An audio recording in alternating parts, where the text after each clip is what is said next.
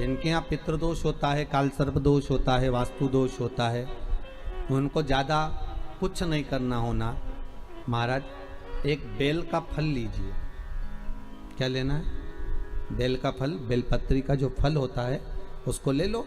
उसके अंदर का जो गुर्दा होता है, अंदर का जो भाग होता है, उसको निकाल लीजिए और उस बेल के फल में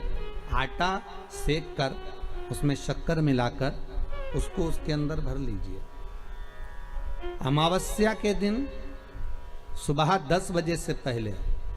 उस बेल फल में जिसमें तुमने पंजेरी भरी है, आटा सेक कर भरा है शक्कर के साथ में, उसको अपने घर में घुमाने के बाद में जिसको काल सर्प दोष बताया है, पितृदोष बताया है या वास्तु दोष का स्मरण बताया है, घर में सब दूर घुमाकर अपने परिवार का हाथ का स्पर्श कराकर पीपल के पेड़ के नीचे खड्डा खोदकर उस बेलपत्र के उस फल को दाब दीजिए। उस फल को उसमें दबा दीजिए।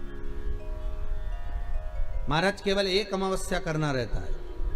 पितरों के दोष से मुक्ति मिलती है और हमारे घर के कार्य सफल होना प्रारंभ हो जाते हैं। कार्य की सफलता होती है, कार्य में सफलता प्राप्त होने लगती है। हम तो कई बार कहते हैं महाराज जी, अगर ऐसा लगे किसी औषधि को आप ले रहे हैं, मालूम पड़े कि औषधि आपको लग नहीं रही है, शिव महापुराण की कथा कर रही है, मान लो औषधि आपको नहीं लग रही, आपने औषधि बहुत दिनों से ले रहे हो, कोई दवाई, मान लो आप किसी भी दवाई को ग्रहण कर रहे हैं और वो औषधि लगी नहीं रही है, वो शरीर को लगी नहीं पा रही और आप ठीक ही नहीं हो पा रहे, 15 दिन हो गए, 8 दिन हो गए, बताओ, उतना की उतना ही कैटरीना है, उतना ही उतना अपना भरा हुआ, वही की वही लीवर, वही की वही किडनी, वही की वही स्मरण, सभी कुछ वही वही है, उतने की उतना ही। बीपी भी ऊंचा नीचा चल रहा है पर लेवल में नहीं आ रहा, शुगर भी लेवल में नहीं आ रही, तो प्रयास करा करो महाराज, बेलपत्री के फल का जो गुर्दा है, अंदर का जो भाग है फल का, उसको पानी में गला लीजिए और प्रदोष कम से कम प्रदोष नहीं हो और बीमारी जरा दवाई लगी नहीं रही हो तो बिना प्रदोष के भी कर सकते हो। उसको पानी में गलाइए, आधा घंटा पानी में, जैसे आपको सुबह मंदिर जाना है 10 बजे, तो सुबह स्नान कर कर कम से कम 6:30-7 बजे उसको पानी में गला दीजिए और उस बेले के फल का गुर्दा सा गला हुआ पानी शिव जी को ले जाकर समर्पित कर दीजिए। महाराज उस पानी में से थोड़ा सा 1 चम्मच पानी शिव जी पे चढ़ा हुआ लेकर आ जाइए। उस पानी को जो बीमार व्यक्ति है उसको औषधि देने से पहले मात्र आधी चम्मच से भी आधा चम्मच उसको दे दीजिए। भगवान शंकर का श्री शिवाय नमस्तुभ्यम का जाप कर कर उस पानी को देने के बाद अगर आप औषधि देंगे तो ये पक्का है कि औषधि अपना कार्य करना प्रारंभ कर देगी और वो स्वस्थ होना प्रारंभ हो जाएगा। वो स्वस्थ हो औषधि के लिए शंकर पर चढ़ी हुई भस्म, शंकर पर चढ़ा हुआ बेलपत्र, शंकर पर चढ़ा हुआ एक पुष्प भी औषधि का कार्य करता है।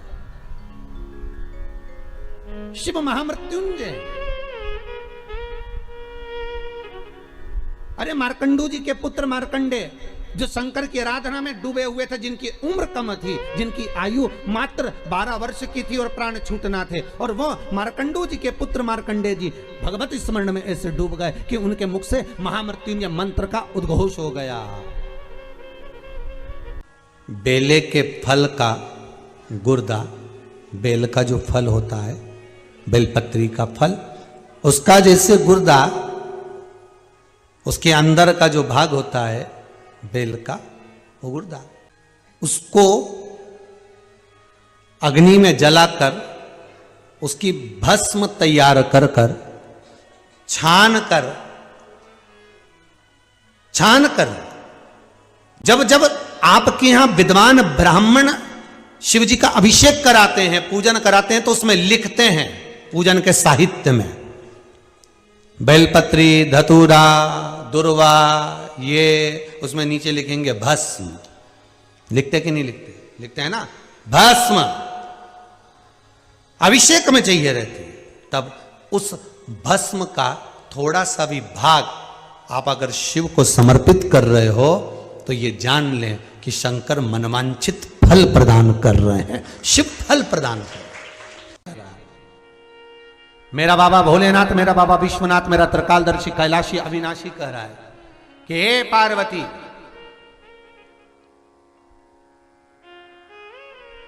एक बीला, एक बेल जो मुझे समर्पित करता है, और समर्पित करने के बाद उस बेल की महत्वता देखिए, जो बैसाख महीने में बाबा शंकर को जो चढ़ाया जाता है, और 1000 अश्वमेध यज्ञ का पुण्य फल हम प्राप्त कर लेते हैं मात्र एक फल चढ़ाकर, मात्र एक फल चढ़ाकर।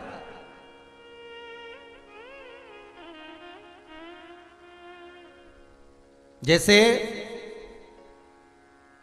इससे पहले जो एकादशी कही, जिसको त्रिविधि एकादशी भी कहते हैं, पड़ जाए, एकादशी के दिन त्रयोदशी भी पड़ जाए, मतलब एकादशी, द्वादशी और त्रयोदशी तीनों तिथियां एक साथ पड़ जाए, और उस दिन एकादशी का व्रत जो रख लेता है उसको 1000 एकादशी का पुण्य फल प्राप्त हो जाता है। फिर वो जिंदगी में एकादशी करे चाहे ना करे। और फिर ध्यान देना, कोई मर रहा है, कोई तड़प रहा है,